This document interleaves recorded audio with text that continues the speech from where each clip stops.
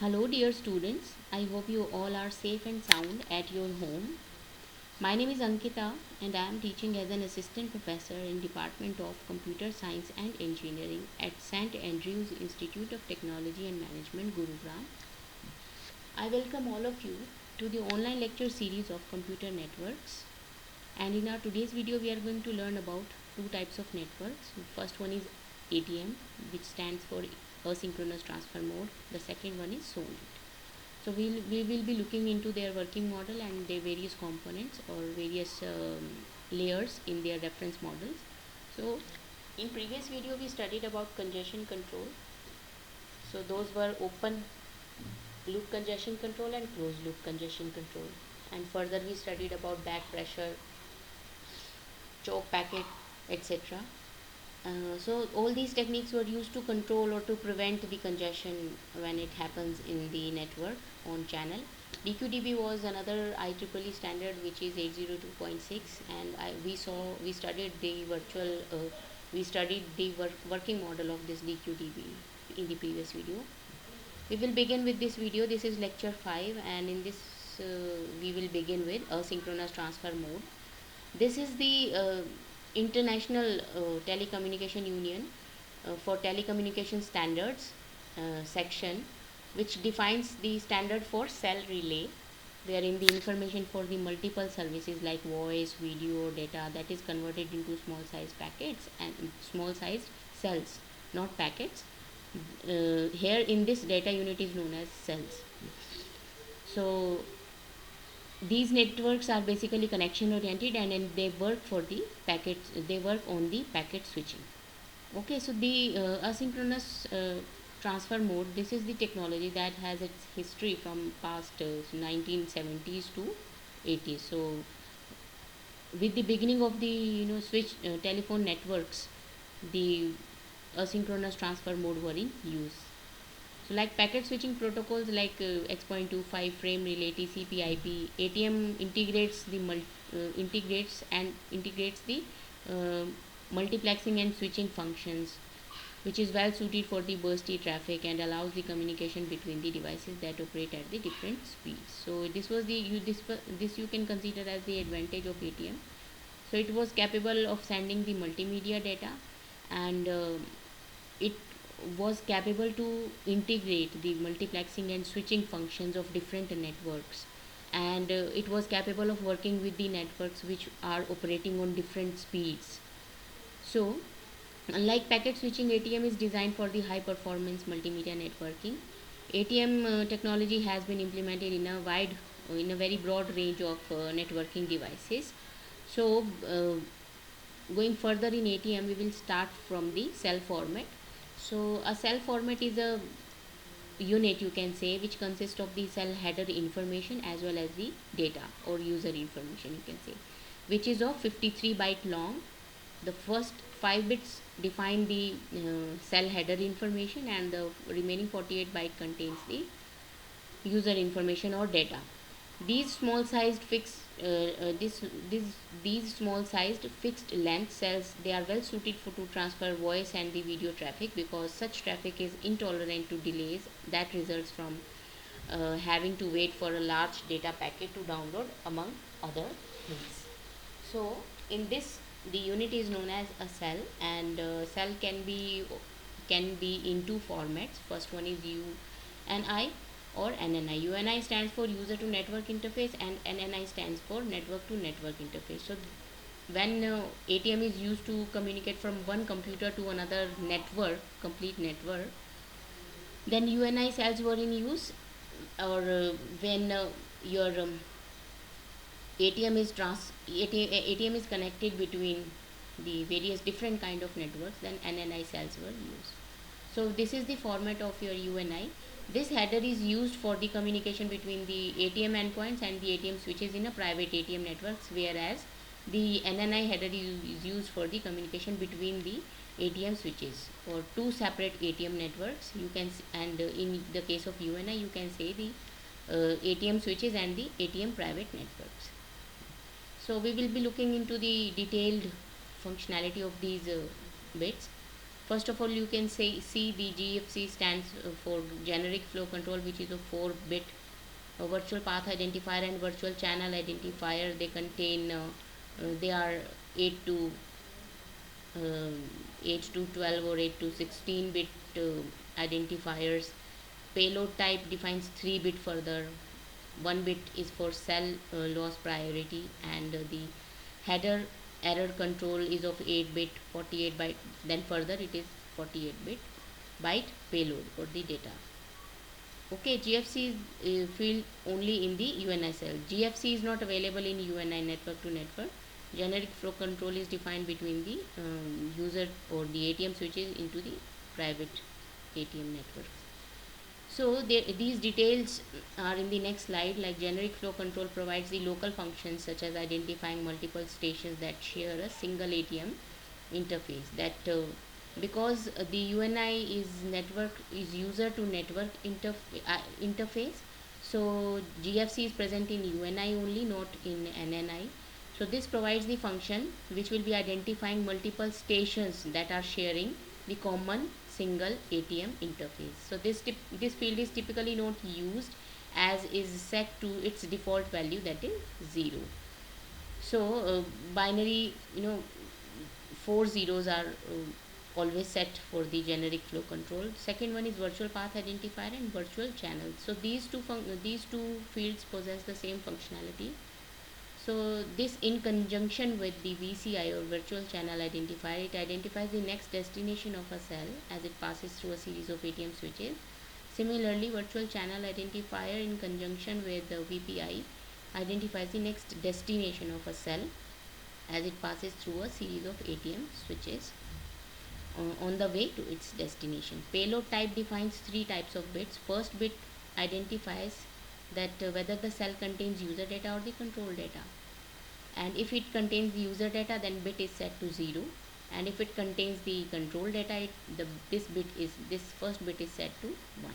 So payload type contains further 3 bits. First one is first bit, which identifies whether it is user data or control data.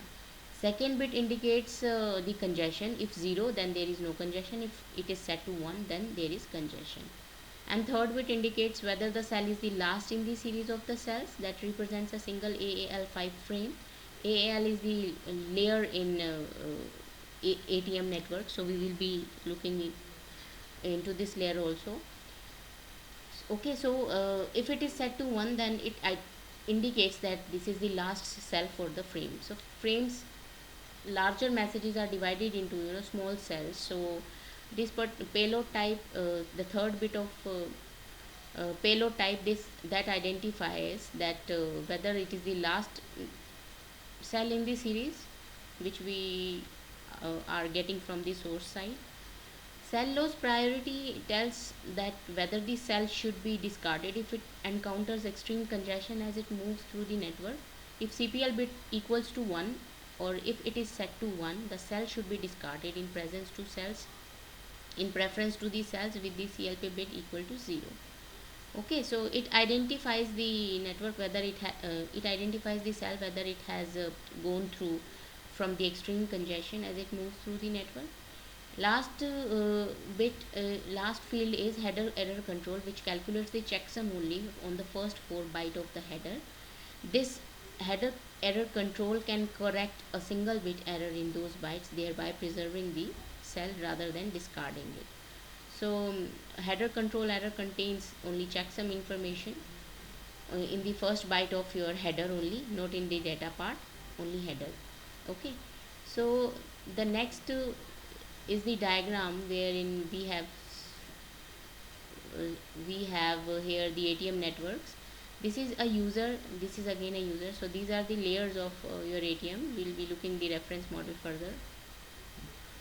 So these are the type of connections, or you can say the type of cell, as we have seen here in the UNI. So 2 types of formats will be there. If we are communicating from user to network, then UNI cell will be used. If we are communicating through network to network, then NNI cell format will be used.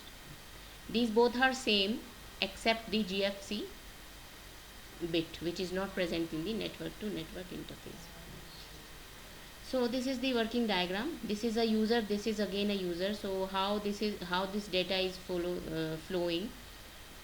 So these are again type of networks, different type of networks. Only virtual connection has been shown here.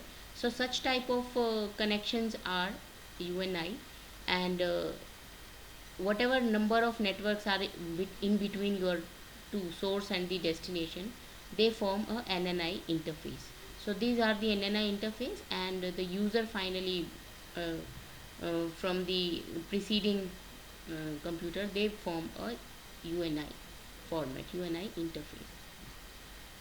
So as far as the ATM reference model is concerned, we have an architecture for ATM reference model, which is a logical model which describes the functionality, that what kind of functions or the logic the ATM reference model supports to transmit voice, video, audio onto the transmission channels.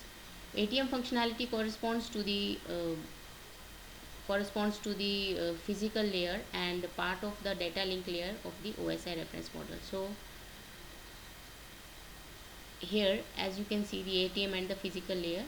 So this ATM functionality is defined by the physical layer and the OSI and the data link layer of your OSI reference model. This contains of the two following planes. We will see the diagram of the reference model first of all. So this is the reference model for ATM. These are the OSI reference models, and this is the 3D ATM reference model. This is having physical layer, ATM layer, and adaptation layer. So ATM adaptation layer and ATM layer works combinedly as your data link layer does in OSI reference model, and these are the higher layers. They are not specifically defined, but their functionality is defined in this reference model. Control plane and user plane, these are the plane management, this is the layer management. So this provides a 3D view. We will start from uh, the control plane. We will start from the planes. So control plane is responsible for generating and managing signaling requests. Whatever signals the network is getting, or request, or whatever request this network is getting from outside. User plane is responsible for managing the transfer of the data. So control handles all the control signals, and user plane handles all the incoming data. Management, this plane contains two components further: layer management and plane management. So management plane, this was control plane, this was user. Management plane contains layer management and plane management. So layer management manages layer specific functions such as the detection of failures and the protocol problems. So it will handle only layer related problems. Plane management manages and coordinates functions related to the complete system. So whole system's functionality is controlled by this plane management. Okay, so the physical layer, the very first layer, analogous to the physical layer of OSI reference model, the ATM physical layer manages the medium dependent transmission. Medium dependent, or you can say channel, or you can say whatever kind of wire you are using. So physical layer in ATM reference model also, it handles all the medium or the channel dependent functionalities.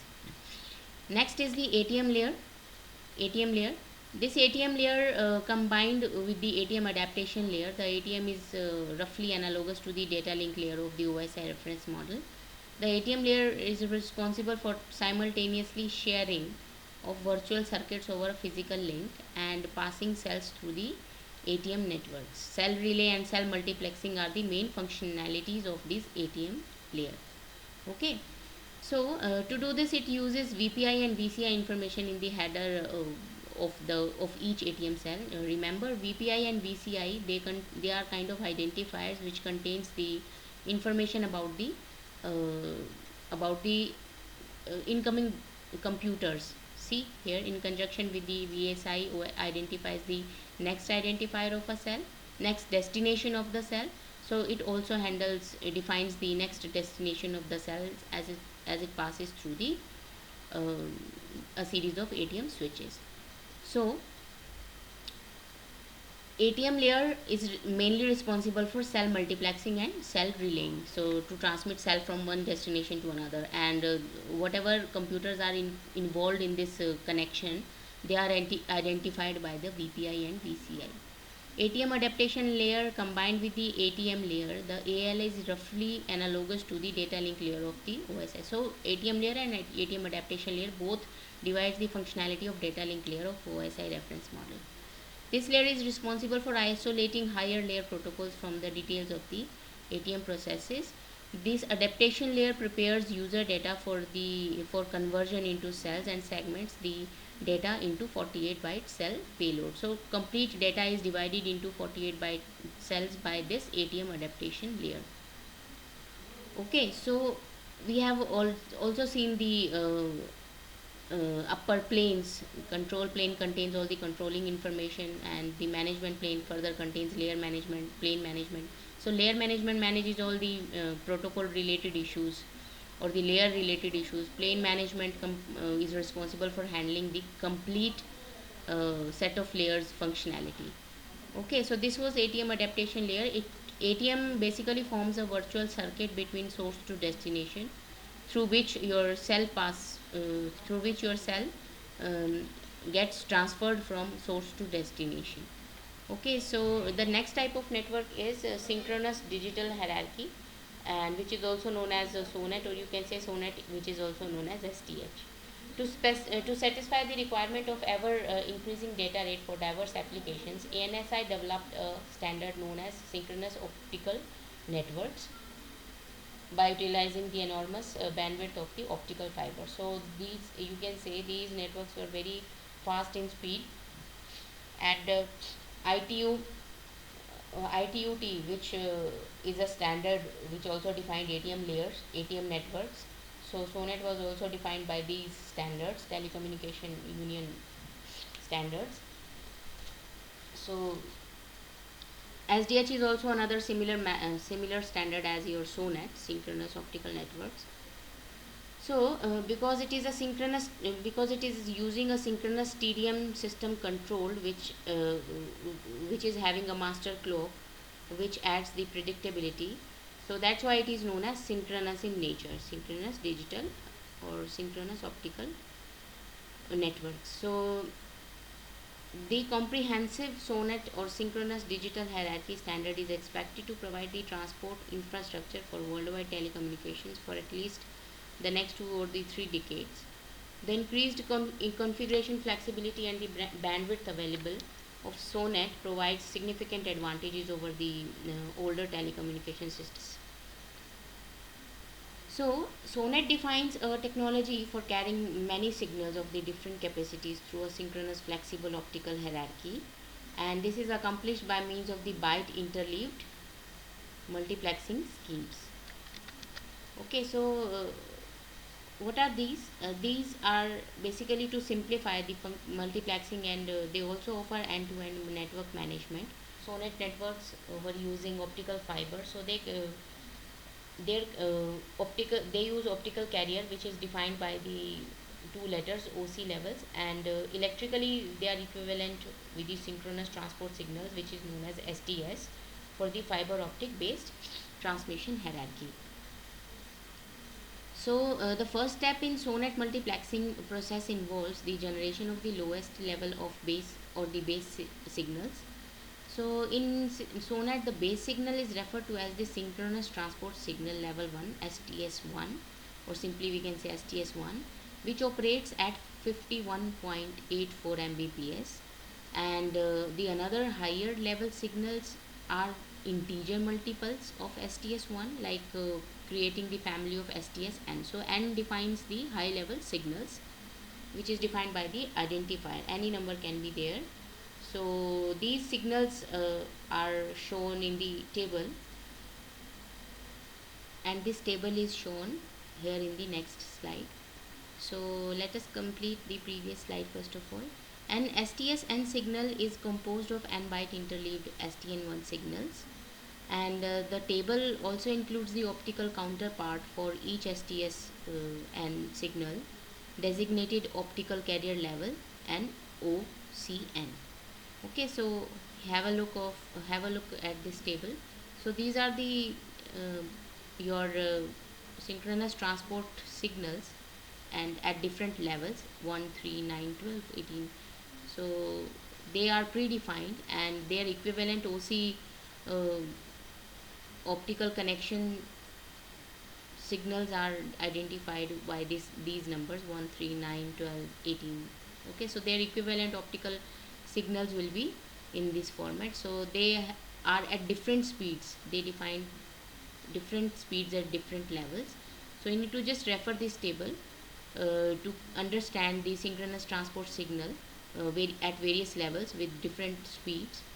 Okay, so next is the SONET network comprises of these devices or these equipments. This is one terminal and this is another terminal. This is STS multiplexer, demultiplexer at both the ends. Then regenerators are attached in between the connection. Then add and drop multiplexers. So three types of connections, or you can say the three type of connectivity is provided by the SONET network. First one is section, the second one is line path. Section portion provides connecting two neighboring devices. Section portion defines by this layer. So two neighboring devices are connecting. So one multiplexer to regenerator. Line defines the portion of the network connecting two neighboring multiplexers. So this is, you know, in between multiplexer, and this is the multiplexer at one terminal side, and this is another at the another terminal side. So the connection between this multiplexer to this multiplexer shows a line connection, line connectivity, and path connection shows the end-to-end portion of the network, or the complete connection, you can say. So the multiplexer, they are used to multiplex the various signals, or you can say various STS signals, and they convert electrical signals to the optical signals, obviously. And STX demultiplexer performs demultiplexer on the other hand, demultiplexing of the signals on the other hand, and they convert optical signals into electrical signals, as you can see in the diagram. So when my data is when my message is getting passed through this path, so here regenerator understands the signals only, so they will be converted into electrical to digital signals, then back digital to, or you can say optical signals to, into electrical signals. So multiplexers and demultiplexers are attached to perform the conversion from electrical to optical signals and from optical to electrical signals. Then regenerators are kind of repeaters that takes an optical signals and that regenerates or increases the strength of it, and the add and drop multiplexer allows to add the signals coming from the different sources into a given path, or remove a signal from the given path which is of no use. So SONET layer comprises of two layers, basically physical layer and data link layer. Physical layer is also known as photonic layer, and data link comprises of three layers, sub layers further: path layer, line layer, section. So these are the layers at the working at the OSI reference model, and these are the layer of the SONET layers. So we have shown the name here so that you can relate the functionality of these two layers with these two. So as we have seen that path, line, and section are the type of connections shown in this particular SONET network. So path layer is responsible for movement of the signals from its optical sources to its optical destination, and STS multiplexer demultiplexer provides path layer functions only. So whatever we have attached here, they are just providing path layer functions, and line layer is responsible for movement of signal across a physical line. STS multiplexer or demultiplexer or add and drop multiplexers, they provide line layer functions. Okay, so section layer, I have also shown these with these arrows. So the functionality between these two is handled by section layer, and functionality between these two, how the data is getting converted from electrical to optical signals, this is handled by line layer, and so on by the path. The path contains all the devices in between, or you can say end-to-end portions of the network. So section is responsible for movement of the signal across a physical section. Each device of network provides section layer function. So this is the section, this is line, and this is path layer. Photonic layer is corresponds to the physical layer of OSI reference model, and it includes the physical specification for the optical fiber channel, uh, which shows that if one bit is there, then this means presence of light, and if absence, that there is no signal or absence of light. So because SONET networks uses optical fiber cables, so physical layer, instead of understanding the bits or you can say the signals, it will understand the presence and the absence of the light. So advantages of SONET contains that transmits data up to large distances. Obviously, optical fiber cables are the fastest. Optical fiber cables are the fastest cable, or you can say transmission medium across among all the other transmission mediums, and they have low electromagnetic interference. So whatever data you are transmitting, the data will be up to the mark, correct and efficient. So SONET also works on high data rates, and it provides large bandwidth. So these two topics, ATM and SONET, they are asked generally in form of short notes. So they can be asked of number, of 8 number or 5 number. So you should study these topics by keeping that view in your mind. Okay, so this was all about ATM networks and SONET networks. Take care. Thank you.